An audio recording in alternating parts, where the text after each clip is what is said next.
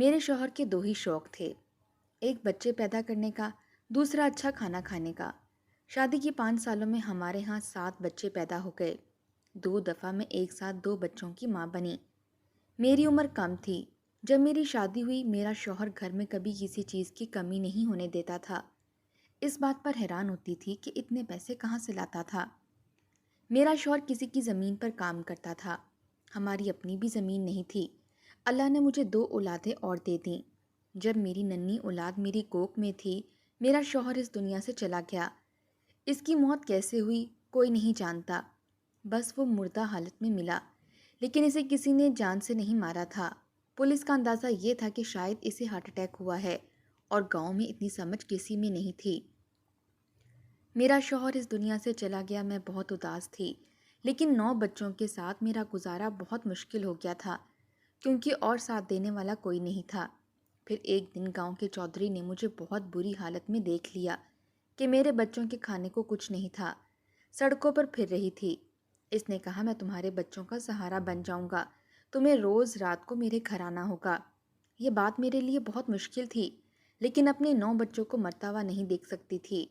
بچوں کے لیے مان گئی، لیکن جب میں حویلی میں گئی تو وہاں پر ایک ایسے راز سے پردہ اٹھا کہ میں حیران رہ گئی، کیونکہ یہ بات بہت ہی عجیب تھی کہ اصل میں میرا نام ماریا ہے۔ میری عمر بہت کم تھی جب میری شادی عظیم نامی بندے سے ہو گئی۔ میں شہر سے گاؤں آ گئی۔ تھوڑی بہت پڑھی لکھی تھی، لیکن گاؤں میں آ کر میری ساری عقل گھر داری اور بال بچے داری کی نظر ہو گئی۔ پہلے ہی سال 2 اولادیں ایک ساتھ ہوئیں، اس کے بعد اولاد کی لائن لگ گئی۔ میں نے ہر سال بچہ پیدا کیا۔ اس 7 سے 8 سالوں میں 9 بچوں کی ماں بن گئی۔ میرا شوہر عجیب طرح کا آدمی تھا۔ وہ بہت ہی چھوٹی نوکری کرتا تھا، لیکن گھر میں پیسے بہت زیادہ لایا کرتا تھا۔ گھر میں نہ کوئی ساس تھی، نہ کوئی نند، اور نہ میرے شوہر کا کوئی اپنا تھا۔ لیکن میں اکیلی اتنے سارے بچوں کو پال کر بہت تھک جاتی تھی، بہت پریشان رہتی، کبھی کبھی بری طرح سے رونے لگتی۔ اپنے شوہر سے کہتی، مجھ سے یہ سب نہیں ہوگا، لیکن میرا شوہر ایک بہت ہی خاص قسم کا شربت بنایا کرتا تھا۔ اس شربت میں وہ بادام، پستے، کوئی ایسی ٹھنڈی چیز ملاتا کہ جس کو پی کر نہ صرف بہت سکون آ جاتا، بلکہ میں پورے دن کی تھکی ہوئی رات کو سکون سے سو جاتی، ورنہ میری ٹانگوں میں اتنا درد ہوتا کہ میں سو ہی نہیں پاتی تھی، کیونکہ پورا دن بچوں کو اٹھا کر کام کرتی۔ بچوں کی پیدائش میں زیادہ وقفہ نہیں تھا، اسی لیے سب بچے بہت تنگ کرتے تھے۔ میرا شوہر رات کو میرے لیے یہ شربت ضرور بناتا، اور جب میں یہ شربت پی لیتی تو صبح تک مجھے ہوش نہ ہوتا کہ میں کب سوئی اور کب اٹھی۔ اگر رات میں کوئی بچہ جاگ جاتا تو میرا شوہر ہی اس کا خیال کرتا۔ وہ کہتا تھا کہ دن بھر تم کام کرتی ہو، ان سب کو سنبھالتی ہو، رات کو میں سنبھالوں گا، سکون سے سو جایا کرو۔ میرے شوہر کی اور عجیب بات تھی، وہ گھر میں بہت کم رہتا۔ کوئی گھر آتا تو رات کے لیے مجھے بے ہوش کر دیتا۔ وہ کہتا تھا کہ میں ہوش میں رہ کر تمہارے پاس نہیں آ سکتا، یہ میرا مسئلہ ہے، تمہیں اس بات کو سمجھنا ہوگا۔ میں اس بات کو مان لیتی تھی، کیونکہ میرا وہ بہت زیادہ خیال رکھتا تھا۔ اس کی خوشی میں میری راحت تھی۔ میری زندگی میں میری رات اچھی گزر جاتی تھی اور میں سکون سے سوئی رہتی تھی۔ اللہ نے 8ویں بچے سے بھی نواز دیا، پر شوہر کو دیکھ کر ایسا نہیں لگتا تھا کہ وہ 8ویں بچے کا بھی باپ ہے، وہ ابھی لڑکا ہی لگتا تھا۔ جبکہ خوبصورت تو میں بھی بہت تھی، دیکھنے میں بری نہیں لگتی تھی، لیکن میں جانتی تھی کہ دراصل اندر سے بہت کمزور ہوتی جا رہی تھی۔ بچے پیدا کرنا کوئی آسان کام نہیں تھا۔ میرا شوہر گھر میں بہت اچھی اچھی چیزیں لے کر آتا اور مجھے کھلاتا پلاتا، بہت اچھا تھا، اور ساری رات بچوں کو سنبھال کے رکھتا، میری نیند بھی پوری کرواتا۔ یہ دونوں باتیں اس میں بہت زیادہ اچھی تھیں، پر اس کی تنخواہ بہت زیادہ اچھی نہیں تھی۔ اس کے پاس تو اپنی زمین بھی نہیں تھی، کسی اور کی زمین کی دیکھ بھال کرتا۔ پھر اتنے پیسے نہ جانے کہاں سے لاتا، فرمائش کرتی تو فوراً پوری کرتا۔ بچوں کے لیے بہت اچھا باپ تھا، ایسا نہیں تھا کہ ایک بچے کے کپڑے دوسرے کو پہنا دیے۔ جب بچہ پیدا ہوتا اس کے لیے یہ سارا کچھ نیا بنا کر دیتا۔ گاؤں والے مجھ پر بہت رشک کرتے اور کہتے، تمہارے شوہر نے تمہیں بہت اچھے حالات میں رکھا ہوا ہے۔ میں پہلے شادی نہیں کرنا چاہتی تھی، لیکن ابھی مجھے واقعی لگتا ہے کہ میں خوش قسمت ہوں۔ پر میری خوشیوں کو آگ لگ گئی جب ایک دن مجھے خبر ملی کہ میرا شوہر بے ہوشی کی حالت میں ملا ہے۔ اسے ڈاکٹر کے پاس لے گئے، پھر دوسری خبر نے تو جان ہی نکال دی۔ ڈاکٹر کی طرف لے کر تو جا رہے تھے پر راستے میں ہی شوہر نے دم توڑ دیا۔ اس ٹائم میری کوکھ میں میرے شوہر کا نامہ بچہ تھا۔ میں بہت روئی، بہت تڑپی، اپنے شوہر کے بنا بچوں کو کیسے سنبھالوں گی، یہی خیال سب سے پہلے میرے دماغ میں آیا۔ میرے شوہر نے گھر میں کچھ پیسے رکھے تھے جو کفن دفن میں استعمال ہو گئے۔ کچھ دور پار کے رشتہ دار ضرور تھے لیکن کوئی ہمیں اپنے گھر لے جانے پر راضی نہیں تھا اور نہ ہی کوئی ہمیں سہارا دینا چاہتا تھا۔ اگر سارے رشتہ دار ہمیں مہینے کے تھوڑے تھوڑے پیسے بھی دے دیتے تو ہمارا گزارا چل سکتا تھا، لیکن کوئی بھی اس بات پر نہیں آ رہا تھا۔ سب کا یہی کہنا تھا کہ 10 بچوں کا خرچہ کون اٹھائے گا، ان سب کو کوئی نہیں پال سکتا۔ 9 بچوں کی ماں کے ساتھ شادی بھی کسی نے نہیں کرنی تھی، کیونکہ ہمارے معاشرے میں جب کوئی عورت ایسے بیوہ ہوتی ہے تو اسے یہی مشورہ دیا جاتا ہے کہ اب تم دوسری شادی کر لو تاکہ تمہارے بچوں کو پالنے والا کوئی مل جائے۔ لیکن کوئی پاگل ہی ہوگا جو ایک ایسی عورت سے شادی کرتا جس کے ساتھ 9 بچوں کا ساتھ تھا۔ 4 بیٹیاں تھیں۔ میں نے غصے میں آ کر سارے رشتہ داروں کو باتیں سنا دیں اور کہا کوئی ضرورت نہیں مجھے کسی کی، اپنے آپ کو، اپنی اولاد کو میں خود پال لوں گی، تم سب جا سکتے ہو، تمہارا رشتہ دار اس دنیا سے چلا گیا، اس کی میت کا پکا ہوا کھانا بھی ختم ہو گیا، اب یہاں پر کیوں بیٹھے ہو؟ سب لوگوں نے مجھے باتیں سنائیں اور کہا ہم تو تمہارا فائدہ سوچ رہے تھے لیکن تم بھلا کرنے کے قابل نہیں ہو۔ میں نے کہا بالکل، نکل جاؤ گھر سے، کوئی ضرورت نہیں ہے کسی کی۔ گھر میں کچھ پیسے پڑے تھے، پہلے وہ استعمال ہو گئے، اس کے بعد گھر کی کچھ چیزیں بیچنے لگی۔ اب ایک آخری گائے رہتی تھی جس کا دودھ میرے بچے پیتے تھے، پر گائے کو کھلانے کے لیے ایک چارہ نہیں تھا تو دودھ بھی نہیں آ رہا تھا، گائے بھی بیچ دی۔ پھر 1 مہینہ انہی پیسوں پر گزر گیا۔ اس کے بعد پھر سے فاقے پڑنے لگے۔ بچے بھوک سے بلک رہے تھے، ان کا دل بہلانے کے لیے ان کو کھیتوں کی طرف لے گئی، کیونکہ اور گاؤں میں کچھ بھی نہیں تھا۔ کھیت کے قریب ایک درخت تھا جس میں چھوٹے چھوٹے شہتوت لگے تھے۔ میرے بچے تو ان کو کھا کر اپنا پیٹ بھرنے لگے۔ جب ہمیں کسی شخص نے دیکھ لیا، میں اس شخص کو جانتی تھی، وہ ہماری حویلی کا چودھری تھا۔ جب اس نے یہ منظر دیکھا تو ہمارے پاس آ گیا۔ بچوں کی حالت دیکھ کر جانے کیوں بہت زیادہ پریشان ہو گیا۔ کہنے لگا تم عظیم کی بیوی ہونا جو پچھلے دنوں مر گیا ہے۔ میں نے کہا جی ہاں، میں میرے عظیم کی بیوی ہوں، یہ سارے بچے عظیم کے ہیں۔ میں نے کہا تو کہنے لگا کیسے گزارا کرتی ہو؟ میں نے اس کو ساری بات بتا دی کہ سب کچھ ختم ہو گیا ہے، آخری جانور تھا گھر میں وہ بھی بیچ دیا ہے، بچے بھوک سے بلک رہے تھے اس لیے ان کو یہاں لے آئی۔ اس نے بچوں کو بھی گاڑی میں بٹھا لیا، مجھے بھی کہا کہ گاڑی میں بیٹھو، تمہیں تمہارے گھر چھوڑاتا ہوں۔ گھر چھوڑنے آیا تو اس نے میری ہتھیلی پر بھی کچھ پیسے رکھے۔ مجھے بہت خوشی ہوئی کہ چودھری نے میرا احساس کیا۔ میں نے کہا چائے پی کر جائیں۔ بچے باہر کھیل رہے تھے، میں چائے بنانے چلی گئی۔ چودھری کے لیے چائے بنا کر لائی تو اس نے کپ کے ساتھ میرا ہاتھ بھی پکڑ لیا۔ میں نے اپنا ہاتھ پیچھے کر لیا۔ چودھری صاحب آپ یہ کیا کر رہے ہیں؟ وہ کہنے لگا تم سوچو کہ تم کیا کر رہی ہو اور تم کیا کرو گی، اتنے سارے بچوں کا پیٹ کیسے پالو گی؟ جو پیسے میں نے دیے ہیں وہ 2 دن بعد ختم ہو جائیں گے، پھر اس کے بعد تم کیا کرو گی؟ میں نے کہا اللہ نگہبان ہے، جیسے آپ کو وسیلہ بنا کر بھیج دیا ایسے ہی کسی اور کو وسیلہ بنا دیا جائے گا۔ اس دنیا میں کوئی بھوکا نہیں مرتا، کچھ نہ کچھ کر لوں گی، ہو سکتا ہے یہ گھر بھی بیچ دوں۔ چودھری نے کہا گھر بیچنے کی غلطی بالکل نہ کرنا، نہیں تو سڑک پر آ جاؤ گی۔ میرے پاس تمہارے لیے ایک کام ہے۔ میں دل میں سوچنے لگی کہ چودھری کی بہت بڑی حویلی ہے، شاید حویلی میں مجھے کوئی کام دے دے تو میں اپنے بچوں کا پیٹ پال لوں گی۔ بڑی بیٹیاں دونوں اتنی بڑی تھیں کہ اگر گھر میں نہ ہوتی تو باقی بھائیوں کو سنبھال سکتی تھیں۔ ویسے بھی ان کو وقت سے پہلے بڑے ہونے کی ضرورت تھی کیونکہ ان کا باپ سر پر نہیں تھا۔ میں نے جھٹ سے چودھری صاحب سے کہا جی آپ مجھے جو بھی کام کہیں گے میں ضرور کروں گی۔ اس نے کہا کہ رات کو حویلی پر آ جانا۔ میں نے کہا رات کو کس ٹائم؟ یہ سوچ کر میں تھوڑی پریشان ہوئی کہ رات کو کیوں بلا رہے ہیں۔ اس نے کہا کہ رات کو 10 بجے کے بعد آ جانا اور حویلی کے سامنے والے دروازے سے نہیں بلکہ پچھلے والے دروازے پر آنا۔ اب میں اتنی بھی بے وقوف نہ تھی کہ بات کو سمجھ نہیں پاتی۔ میں بات سمجھ گئی۔ حویلی میں چودھری مجھے پچھلے دروازے سے رات کے وقت کیوں بلا رہا تھا میں جانتی تھی اور وہ چلا گیا۔ میں انہی سوچوں میں کھو کر رہ گئی۔ جو پیسے چودھری نے دیے تھے وہ کریانے والے نے پچھلے حساب میں کاٹ لیے تھے اور پھر اتنا ہی کھانا دیا کہ جتنا ہم ایک ٹائم کے لیے بنا سکتے تھے۔ اس کے علاوہ اس نے کوئی بھی چیز دینے سے انکار کر دیا۔ اس نے کہا ہمارے پیسے 4 مہینے کے بعد آئے ہیں، اب میں دوبارہ سے ادھار دینے کے لیے بالکل بھی تیار نہیں ہوں، پتہ نہیں دوبارہ کب واپس کرو۔ 10 بجنے میں تھوڑی دیر باقی تھی، اپنے شوہر کی تصویر کو گلے سے لگائے بیٹھی رو رہی تھی۔ کیا کروں اور کیا نہ کروں سمجھ نہیں آ رہا تھا۔ میرے شوہر نے ہمیشہ اچھا کھلایا، اچھا پہنایا، کبھی کوئی ذلت کی زندگی جینے نہیں دی، میرا اتنا بھی خیال رکھتا تھا، لیکن اب میں کیا کر سکتی تھی؟ کل کے لیے گھر میں کھانے کو کچھ بھی نہیں تھا، کوئی امید بھی نہیں تھی۔ میں پڑھی لکھی تھی لیکن اتنی پڑھائی کافی نہیں تھی۔ اتنے سارے بچوں کو چھوڑ کر نوکری کرنے جاتی تو کون سی نوکری کرتی؟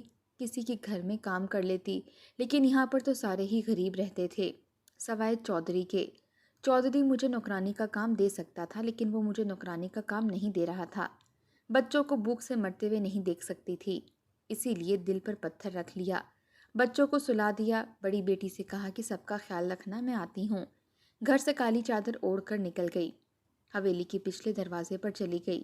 وہاں پر کوئی بھی موجود نہیں تھا۔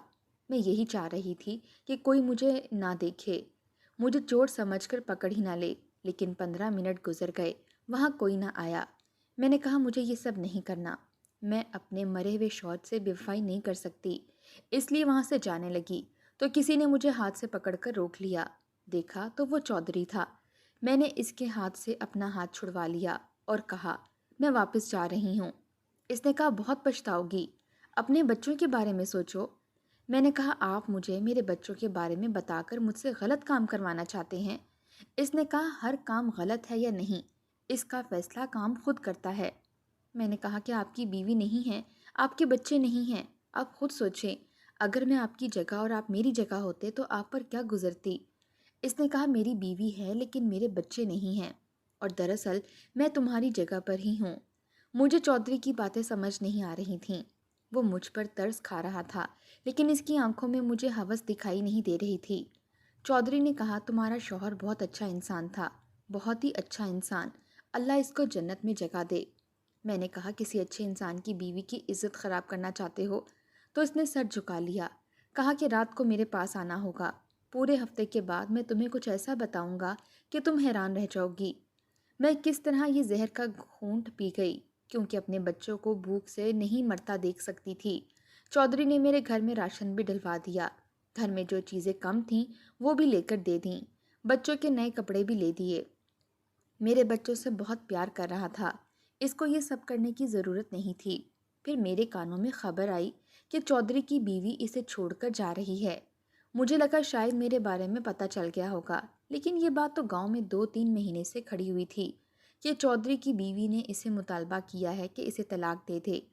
معاملہ کسی صورت بیٹھ نہیں رہا تھا اور کوئی حل نہیں نکل رہا تھا، دونوں کی کوئی اولاد بھی نہیں تھی، اسی لیے الگ ہو جانا ہی ان کے لیے بہتر تھا۔ چودھری طلاق دے رہا تھا، میں 1 ہفتے تک چودھری کے کہنے پر روز اس کی حویلی میں چلی جاتی، لیکن اس نے مجھے 3-4 دن سے نہیں بلایا تھا۔ میں نے بھی شکر ادا کیا، کیونکہ مجھے ایسی زندگی نہیں جینی تھی، میں بہت زیادہ مجبور تھی۔ لیکن پھر ایک دن اس نے مجھے بلا لیا۔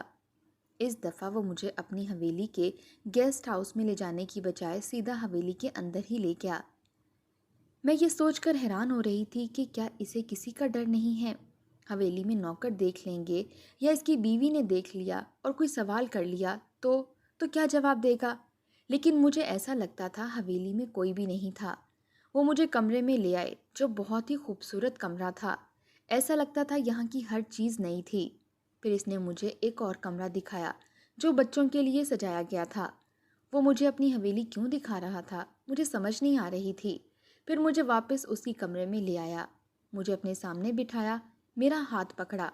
اس کا انداز کچھ ایسا تھا جیسے وہ مجھ سے بہت محبت کرتا ہو، لیکن اس کو مجھ سے کیسی محبت جو مجھے اپنے فائدے کے لیے استعمال کر رہا تھا، میری مجبوری کا فائدہ اٹھاتا تھا۔ لیکن اس نے مجھے کیسی بات بتائی کہ میں حیران رہ گئی۔ اس نے کہا میں نے اپنی بیوی کو طلاق دے دی ہے، میں تمہارا شوہر ہوں۔ عظیم کبھی تمہارا شوہر تھا ہی نہیں، میں تمہارا شوہر ہوں، اور میری مجبوری کہ تمہیں اس شخص کے ساتھ رکھنا پڑا۔ تم کو یاد ہوگا تمہارا شوہر رات کو تمہیں شربت پلایا کرتا تھا جس سے سکون کی نیند آتی تھی، اور یوں میں تمہارے پاس آ جاتا تھا۔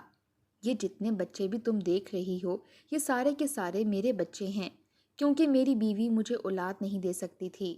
لیکن میری بیوی کو اگر پتہ چل جاتا کہ میری ایک اور بیوی بھی ہے، اس کے بچے بھی ہیں، تو وہ تمہیں جان سے مار ڈالتی۔ اس کے خاندان والے بھی بہت اثر و رسوخ رکھتے ہیں، اس لیے مجھے یہ سب ناٹک کرنا پڑا۔ میں تمہارا شوہر ہوں اور یہ سارے بچے میرے ہیں۔ عظیم نے خودکشی کی ہے کیونکہ وہ اس طرح کی زندگی سے تنگ آ گیا تھا۔ اس کا کہنا تھا وہ دھوکہ نہیں دے سکتا، وہ بچے اس کو باپ کہتے ہیں اور وہ بہت پریشان ہو گیا ہے، اس لیے اس نے خودکشی کر لی تاکہ وہ راستے سے ہٹ جائے۔ وہ میرا وفادار نوکر تھا، میں اس کا احسان کبھی نہیں بھولوں گا۔ اس نے تمہیں اپنے گھر میں رکھا اور میری عزت پر کوئی آنچ نہیں آنے دی۔ میں یہ سن کر حیران رہ گئی کیونکہ میرے شوہر نے یہی کیا تھا۔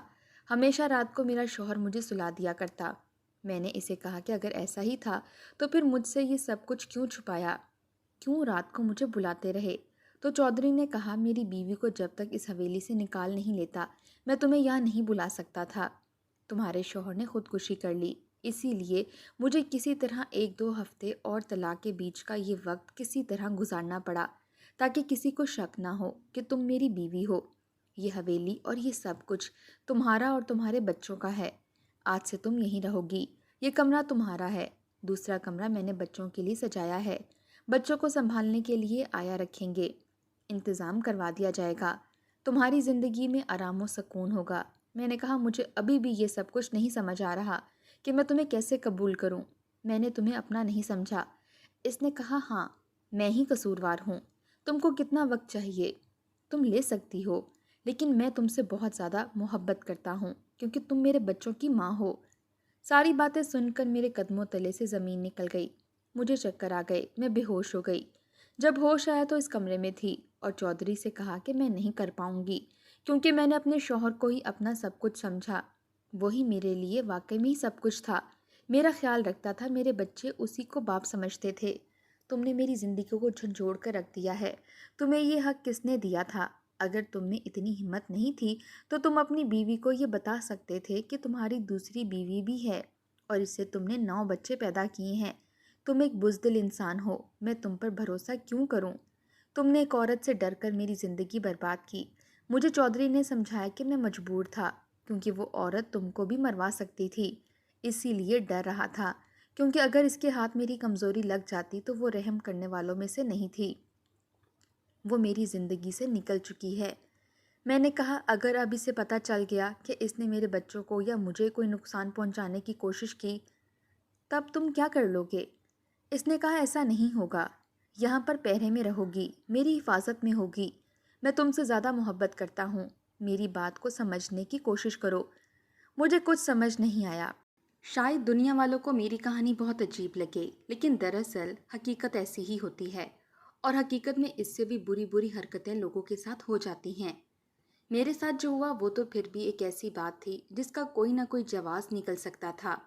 مجھے یاد ہے میرا شوہر کبھی بھی ہوش و حواس میں میرے قریب نہیں آیا تھا، لیکن میں تو اسے اپنا ہی شوہر سمجھتی تھی اور وہ چودھری کا وفادار نوکر تھا جو اپنے مالک سے وفاداری نبھاتا تھا۔